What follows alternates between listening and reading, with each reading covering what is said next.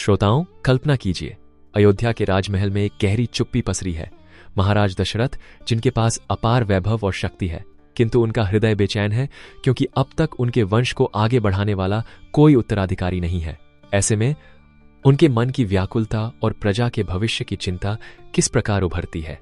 यह दशरथ के जीवन का सबसे बड़ा द्वंद्व था।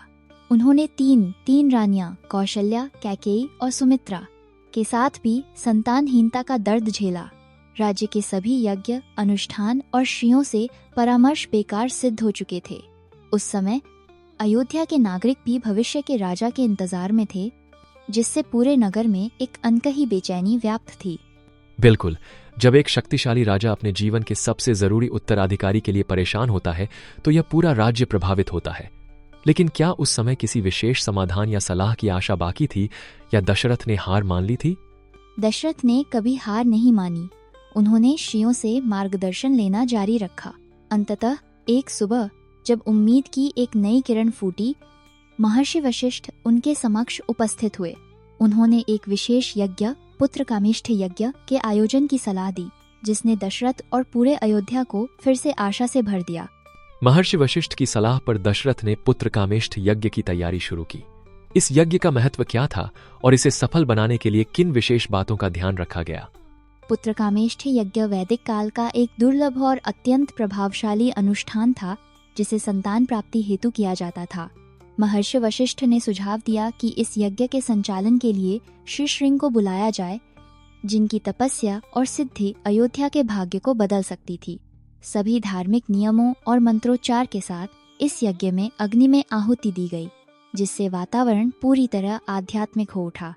यज्ञ की प्रक्रिया के दौरान जब अग्निदेव प्रकट हुए तो उन्होंने दशरथ को अमृत से भरा स्वर्ण कलश सौंपा। इस घटना का प्रतीकात्मक और कथात्मक महत्व क्या है? अग्निदेव का प्रकट होना एक दिव्य संकेत था कि दशरथ का परिश्रम और विश्वास सफल हुआ। स्वर्ण कलश में अमृत का मिलना न केवल संतान प्राप्ति का आश्वासन था, बल्कि यह दर्शाता था कि देवताओं की कृपा सीधे तौर पर अयोध्या पर है। इस अमृत को तीनों रानियों में बांटने का भी गहरा अर्थ था। इससे राम, लक्ष्मण, भरत और शत्रुघ्न जैसे चारों भाइयों का जन्म संभव हुआ। यज्ञ संपन्न होने के बाद जब शुभ घड़ी आई, तब चैत्र मास की नवमी तिथि पर श्री राम का जन्म हुआ। इस दिव्य प्रसंग के समय अयोध्या और राजमहल का वातावरण कैसा था?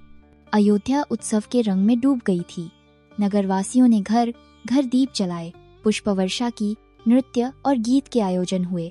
राजमहल में दशरथ की आंखों से आनंदाश्रु बह निकले। केवल राम ही नहीं, बल्कि लक्ष्मण, भरत और शत्रुघ्न का भी जन्म हुआ, जिससे राज्य को 4 राजकुमारों का आशीर्वाद मिला। यह केवल एक पारिवारिक सुख नहीं था, बल्कि पूरे अयोध्या के लिए एक ऐतिहासिक क्षण था। क्या इस अवसर पर किसी विशेष परंपरा या रीति रिवाज का पालन किया गया जिसकी चर्चा जरूरी है?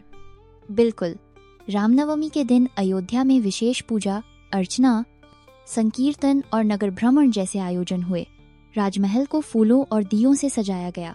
चारों राजकुमारों के जन्म के उपलक्ष्य में जनता ने अपने अपने घरों में हर्षोल्लास से भजन कीर्तन किए, जिसे आज भी भारतवर्ष में रामनवमी के रूप में बड़े धूमधाम से मनाया जाता है। श्री राम का जन्म केवल एक राजकुमार के आगमन की घटना नहीं थी, बल्कि यह मानवता के लिए एक आदर्श के अवतरण का प्रतीक है। उनके जीवन का कौन सा गुण सबसे पहले लोगों के मन में बस गया और यह कथा आगे कैसे बढ़ेगी?